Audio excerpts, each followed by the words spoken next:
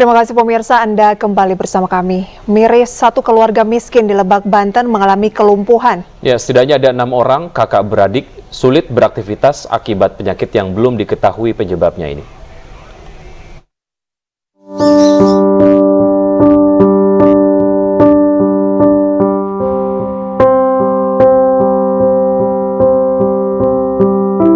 Tidak hanya dirinya, kelima adiknya juga mengalami hal yang serupa. Untuk menuju ke kediamannya, warga membuat pegangan yang terbuat dari bambu untuk menuntun keluarga Misto agar tidak terjatuh. 6 anggota keluarga yang mengalami kelumpuhan dan tinggal kumuh dan tidak terawat di Kampung Cihuni, Kecamatan Cikulur, Kabupaten Lebak, Banten. Membutuhkan bantuan dari para tetangganya. Sementara bantuan fasilitas kesehatan dari pemerintah setempat dirasa minim. Gimana ya, lemas gitu, suka kalau mau ngegulin aja. Kalau saudara semuanya berapa sih? Saudara 8. Berarti yang 6 itu semua kondisi seperti Akang ini? Iya, betul. Kakak beradik ini mengalami nyeri dan lemas hingga akhirnya sulit bergerak. Mereka terserang penyakit secara bertahap dan belum diketahui apa penyebabnya. Keluarga ini berharap adanya perhatian dari pihak manapun untuk dapat menyembuhkan mereka dari penderitaan penyakit lumpuh tersebut. Dari Lebak, Banten, Iskandar Nasution, iNews melaporkan. Ya, pemirsa, tentu saja warga Karawinongan, Jombang, Jawa Timur kaget karena tagihan pajak naik hingga ratusan persen. Kepala desa menolak untuk membagikan lembar SPPT atau tagihan pajak sejak sepekan lalu.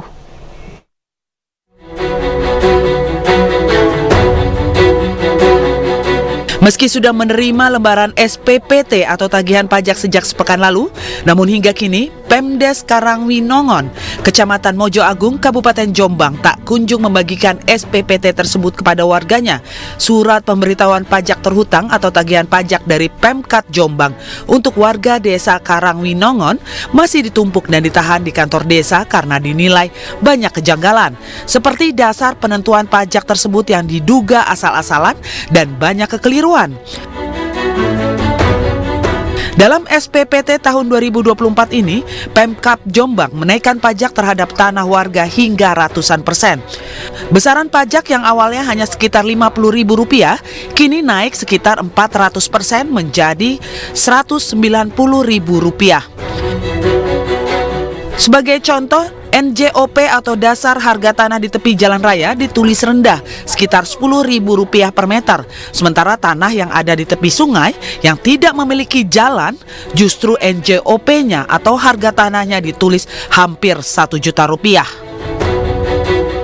Janggalnya yang termasuk ini contoh ini saja, ini tempatnya, lokasinya di pinggir kali. Ini dulu NJOP-nya hanya 120, tapi sekarang ini NJOP-nya menjadi 900 lebih. Nah ini kalau saya kontrol dulu, nanti masyarakat ini bisa komplain. Ini yang saya maksud tadi, tidak saya bagikan dulu.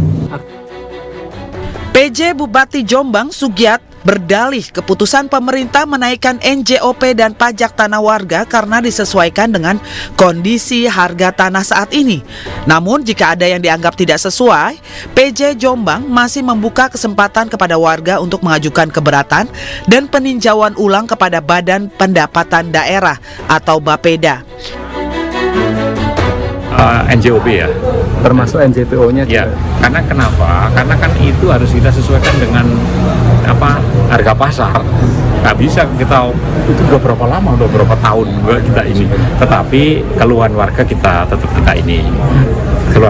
kita perhatikan. Nanti ada kebijakan-kebijakan yang bisa kita inikan terkait dengan keluhan warga. Karena kan harus menyesuaikan dengan inflasi dan sebagainya. Diharapkan pemerintah Kabupaten Jombang mengkaji ulang penentuan kenaikan pajak terhadap warga dan tidak asal-asalan. Penentuan pajak dan NJOP harus didasarkan kepada fakta posisi tanah di lapangan, jangan berdasarkan perkiraan. Dari Jombang, Jawa Timur, Muhtar Bagus, iNews melaporkan. Beralih pemirsa ke Gunung Merapi di Kabupaten Agam, Sumatera Barat yang kembali erupsi. Ya, 2 kali letusan disertai dentuman keras dan semburan lava pijar terdengar dan terlihat dari kejauhan hingga jarak lebih dari 15 km. Terekam dalam kamera CCTV warga Gunung Merapi di Kabupaten Agam dan Kabupaten Tanah Datar, Sumatera Barat meletus 2 kali sepanjang hari Rabu kemarin. Letusan terjadi pukul hampir setengah 5 pagi dan pukul 8 waktu Indonesia bagian Barat.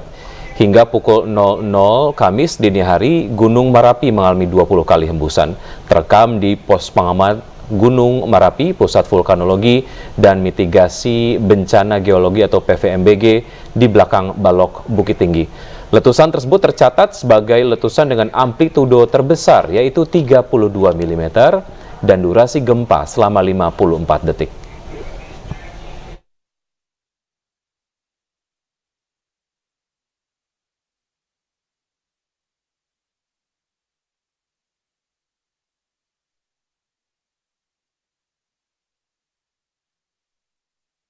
Sementara aktivitas gunung api Lewotobi laki-laki di Flores Timur NTT terus mengeluarkan material vulkanik dan awan panas. Ya, sementara itu di tengah aktivitas Gunung Lewotobi yang tinggi, petugas mengevakuasi WNA asal Swedia yang nekat mendirikan tenda di jalur lahar panas Gunung Lewotobi.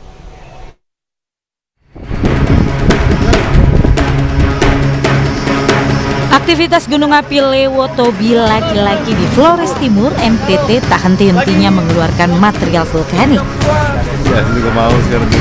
Hingga pagi ini tercatat 14 kali letusan yang diwarnai dengan guguran awan panas sejauh 2 km ke arah utara timur laut. Menurut petugas, guguran awan panas dipicu pemanasan kubal lava di kawah gunung. Jadi awan panas yang terlihat di 2 kali kejadian di tanggal 10 dan hari ini tadi pagi itu awan panas guguran, karena ya itu awan panas yang terjadi akibat adanya pemanasan kubal lava di atas puncak, kemudian tercairkan kembali dan terjadi guguran.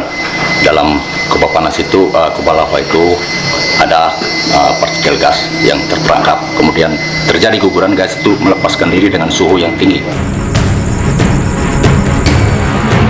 Sementara itu, Basarnas kembali mengevakuasi 2 WNA asal Swedia yang nekat membangun tenda di bawah kaki Gunung Lewotobi di Desa Nurabelen, Iribura.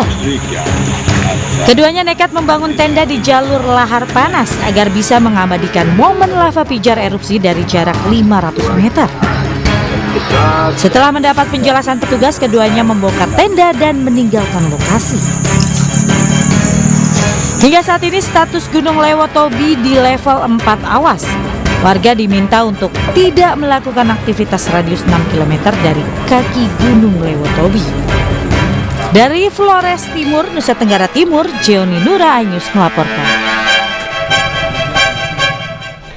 Seorang petani di Kabupaten Bekasi, Jawa Barat menjadi korban pemalsuan data untuk pinjaman. Iya, tiba-tiba rumah petani tersebut didatangi debt collector yang menagih utang sebesar 4 miliar rupiah.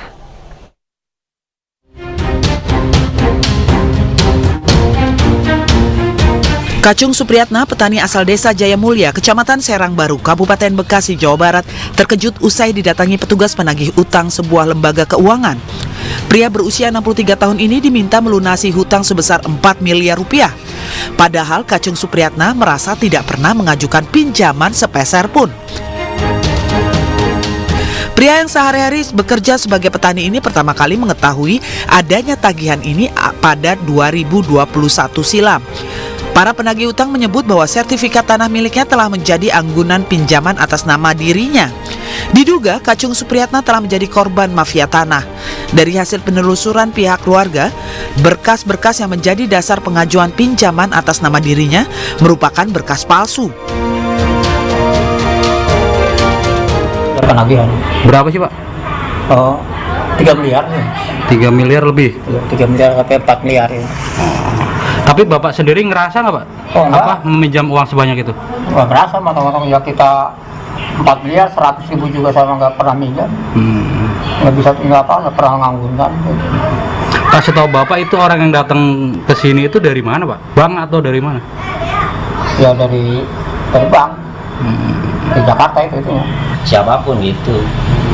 Ya intinya mah nggak pernah nganggunin apa-apa ke siapapun juga atas nama Kacung Supriyatna ke Askrindo. Yang datang ke sini itu Askrindo. Nah di sini kan ada notaris yang tulisannya yang dia kan yang tanda tangan nih atas nama Muhammad Bujaki yang kedudukannya di Cikarang Barat nih.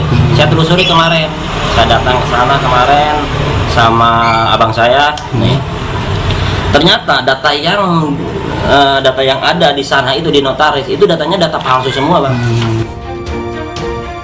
Atas hal inilah Kacung Supriyatna telah melapor ke Polres Metro Bekasi. Kasusnya ini bermula si korban menitipkan sertifikatnya, ini digadekan. Nah, akhirnya semua dipalsukan identitas korban, kemudian semuanya dipalsukan. Polisi juga tengah menyelidiki adanya kemungkinan pelaku lain yang terlibat dalam kasus ini. Dari Kabupaten Bekasi, Jawa Barat, Didit Junaidi, iNews melaporkan.